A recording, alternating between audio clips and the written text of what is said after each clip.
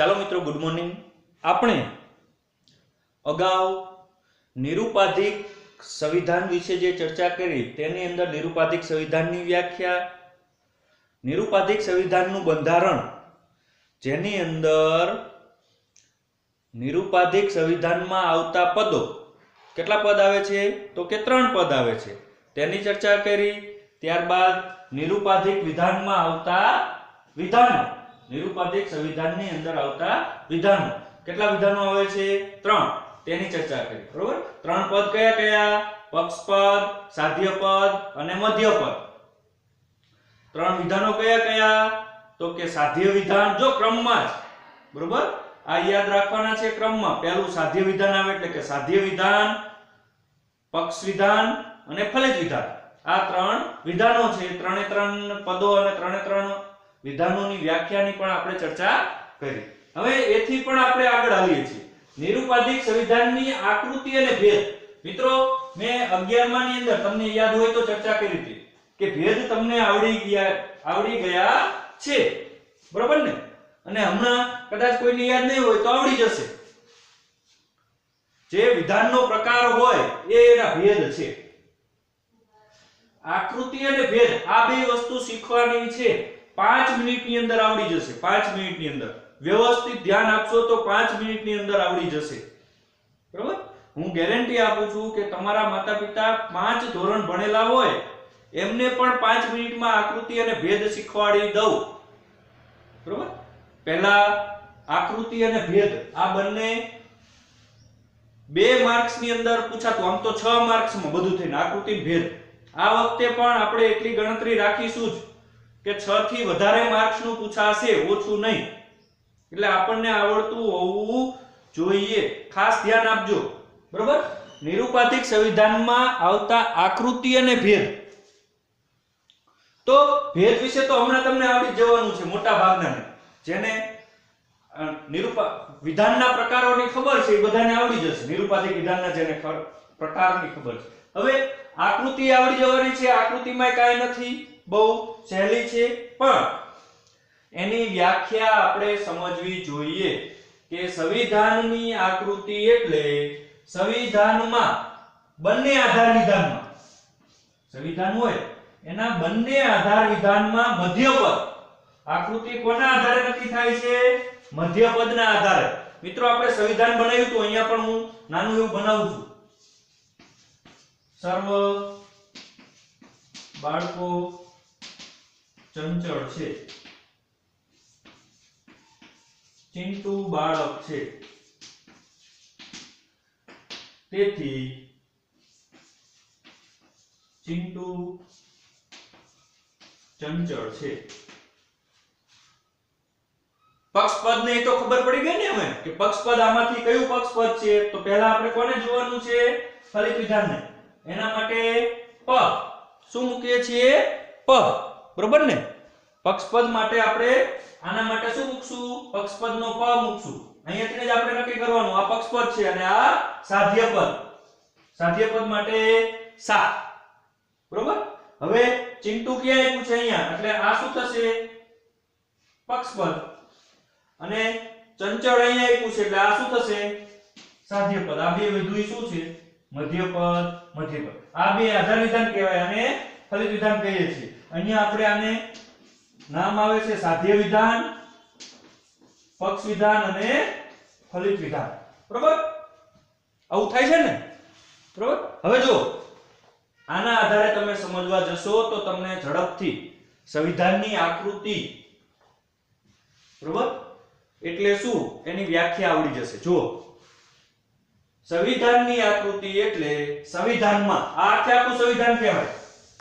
આખે આખું શું કહેવાય? સંવિધાન કહેવાય છે.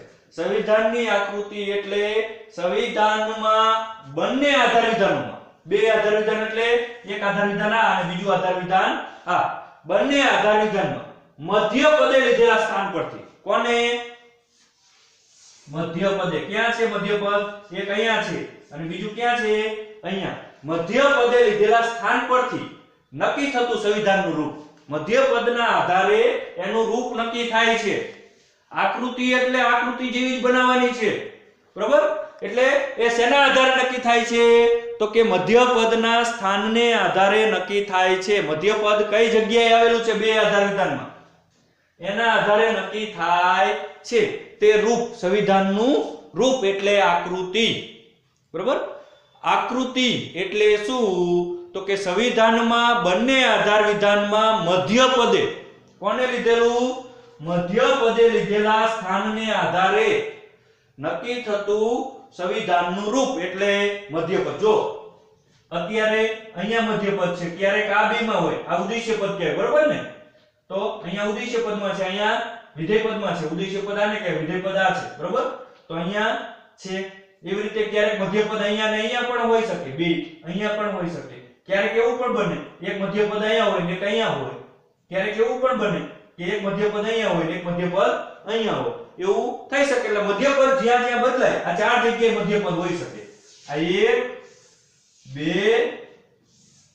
3 અને આ ચાર જગ્યામાંથી કોઈ પણ બે જગ્યાએ કેટલી જગ્યાએ આધાર વિધાનમાં જે ચાર પદ છે તેમાંથી કોઈ પણ બે જગ્યાએ મધ્યપદ હોઈ શકે છે એટલે જ્યાં મધ્યપદનું સ્થાન હોય એવી રીતે આકૃતિ બને બરાબર એટલે સંવિધાનની આકૃતિ એટલે સંવિધાનમાં બંને આધાર વિધાનમાં મધ્યપદે લીધેલા સ્થાન મધ્યપદ કઈ જગ્યાએ છે એના આધારે આકૃતિ નક્કી થાય છે નક્કી થતું સંવિધાનનું રૂપ એટલે એને આકૃતિ કહેવાય છે હવે મિત્રો આપણે આગળ ચર્ચા કરીએ તો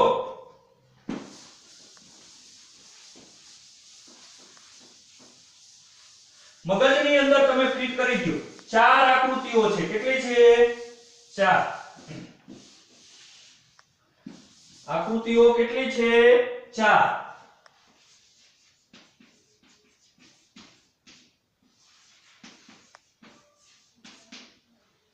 આકૃતિ કેટલી છે તો કે આકૃતિઓ ચાર છે ચાર આકૃતિઓ બરોબર ચારે ચાર આકૃતિના નામ આપણને બહુ સહેલાઈથી આવડી જશે આકૃતિના નામ આપણને બહુ સહેલાઈથી આવડી જશે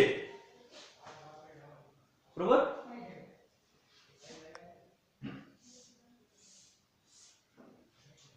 આ પહેલી આકૃતિ કહેવાય જો આવું તમારે બનાવવાનું છે પછી જે મધ્યપદ ને પક્ષપદ ને આપ્યું ને એમાંથી બનાવવાનું છે એટલે યાદ રાખજો ઊંધો ઝેડ એટલે પહેલી આકૃતિ યાદ રાખજો આપણે આવી રીતે યાદ રાખવાનું છે કે આ શું છે શું કાઈ છે ઊંધો ઝેડ એટલે પહેલી આકૃતિ એટલે કે તમે બનાવો અને ત્યારે આવું બને તો એને કેવી આકૃતિ કહેવાય પહેલી આકૃતિનું નામ શું પહેલી ચાર આકૃતિ છે ચારે ચારનું નામ પહેલી બીજી ત્રીજી અને ચોથી ઊંધો સી આકૃતિ બીજી ઊંધો ઝેડ આકૃતિ પહેલી ઊંધો સી આકૃતિ બીજી સી આકૃતિ ત્રીજી સમજાય ઊંધો ઝેડ પહેલી આકૃતિ ઊંધો સી બીજી આકૃતિ સી ત્રીજી આકૃતિ ઝેડ ચોથી આકૃતિ આ ચારે ચાર જે મેં બનાવ્યા એ મગજની અંદર ફિટ થઈ જવા જોઈએ કે જો તમને જે સંવિધાન આપ્યું છે એની અંદરથી તેની અંદરથી જે તમને જે આકૃતિઓ આપી છે તેની અંદરથી જે સંવિધાન આપ્યું હોય તેની અંદરથી તમે મધ્યપદ ને બધું કાઢી અને જો આકૃતિ બનાવો અને જો આકૃતિ આવી બને આવું બને મધ્યપદ ક્યાં છે એક અહીંયા છે એક મધ્યપદ અહીંયા છે બરોબર અહીંયા પક્ષપદ આવશે અહીંયા સાધ્યપદ આવશે બરોબર જો આકૃતિ આવી બને તો આપણે કેવી આકૃતિનું નામ આપવાનું છે નીચે જો બહુ સહેલું છે બરોબર અત્યારે તો આપણે ફિટ જ કરવાનું છે જો આવી આકૃતિ બને તો આપણે નીચે લખવાનું છે કે આકૃતિ પહેલી છે જો આવી બને તો શું લખવાનું છે આકૃતિ બીજી છે બરોબર આવું બને તો આકૃતિ ત્રીજી છે આવું બને તો આકૃતિ ચોથી છે. હવે કેવી રીતે? જો મધ્યપદે લીધેલા સ્થાન આપણે આગળ વ્યાખ્યા જોઈને આવ્યા. જો આ આકૃતિ મધ્યપદ અહીંયા હશે, બીજું મધ્યપદ અહીંયા હશે, અહીંયા સાધ્યપદ હશે, અહીંયા પક્ષપદ હશે. બરોબર? આધાર વિધાનની જ વાત છે આ રહી. બરોબર? હવે આમાં મધ્યપદ અહીંયા હશે, બીજું મધ્યપદ અહીંયા, અહીંયા સાધ્યપદ અને અહીંયા પક્ષપદ. હવે આમાં અહીંયા સાધ્યપદ, અહીંયા મધ્યપદ, અહીંયા પણ મધ્યપદ અને અહીંયા પક્ષપદ. બરાબર? મધ્યપદે લીધેલા સ્થાનને આધારે નક્કી થતું સંવિધાનનું રૂપ. અહીંયા ને અહીંયા મધ્યપદ હોય તો એ બેન જોડવાના, બાકી આમ જોડવાના, તો આકૃતિઓ આવી બની જશે.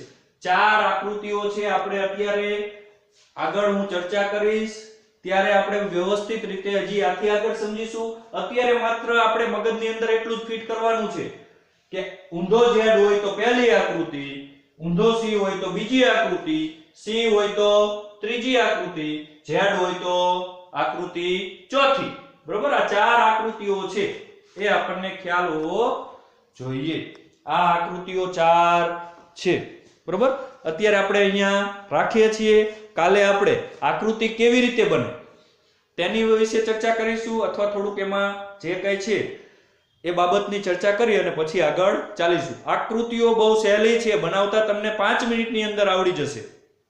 તમે જોઈજો. બરોબર? ઝડપથી આવડી જશે. આમાં કાંઈ છે જ નહીં. 5 મિનિટનું કામ છે. આકૃતિ અને ભેદ બે, અને એક પૂછાય અને આવી આકૃતિ તમે એક બનાવો અને ભેદ લખો એટલે તમને 2 માર્ક્સ રોકડા. હવે આ 6 માર્ક્સમાં તો દર વર્ષે પૂછાતું હતું, તો આ વર્ષે કેટલા માર્ક્સનું પૂછાશે એ તમે નક્કી કરી લ્યો. 6 થી વધારે જ હશે. સારું મિત્રો, આપણે કાલે ફરીથી મળીએ છીએ ત્યારે આપણે આકૃતિઓ વિશે ચર્ચા કરીશું. અત્યારે આપણા મગજની અંદર આ ફિટ થઈ જવું જોઈએ. આકૃતિઓ 4 છે. ચારે ચારના નામ શું? પહેલી, બીજી, ત્રીજી અને ચોથી. એમાં પહેલી આકૃતિ કેવી છે? તો ઊંધો ઝેડ. બીજી આકૃતિ ઊંધો સી આકાર બને, ત્રીજી આકૃતિ સી આકાર બને, ચોથી આકૃતિ ઝેડ આકાર બને છે.